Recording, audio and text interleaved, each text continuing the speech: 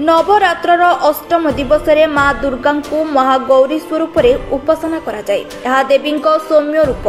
एही रूप वृषभ वाहिनी देवी शरीर में वर्ण गौर श्वेत वस्त्र परिहिता देवी चतुर्भुजा और दुई हाथ में डम्बुरु और त्रिशूल धारण करिथांती और अन्य दुई हाथ में अभय प्रदान करिथांती। एही स्वरूप माँ नंदी उपरे विराजमान करिथांती। पौराणिक मत अनुसार भगवान शिव को स्वामी रूप में पाइबा पई माँ पार्वती कठोर तपस्या करथिले।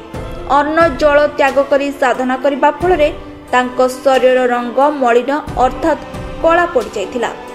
से शारीरिक भावे खूब दुर्बल होई पड़थिले। शिवं को प्रसन्न करिबा परे माँ निज स्वास्थ्य और स्वरूप को पुण्य प्राप्ति पाई पुनर्बार तपस्या करथिले। एही तपस्या परे माँ को शरीर कला वर्ण चली जाइथिला। माँ संपूर्ण गौर वर्ण धारण करथिले। सेथिपाई माँ को अन्य नाम महागौरी। अन्य एक तथ्य आधार रे एही महागौरी रूप माँ को विभिन्न दिव्य रूप मध्यरु एक रूप। शुंभ और निशुंभ राक्षस को संहार करिबा पाई माँ रचिथिले। लीला मध्यरे एही महागौरी रूप अन्यतम। माँ दुर्गा एही महागौरी स्वरूप को अन्नपूर्णा ऐश्वर्य प्रदायिनी चैतन्यमयी भी कहा जाए।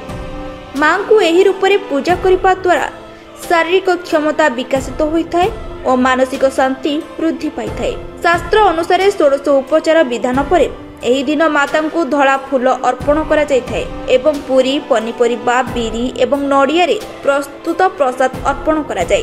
अष्टम दिन रे दुर्गा सप्तशती मध्यम चरित्र पाठ करा जाय।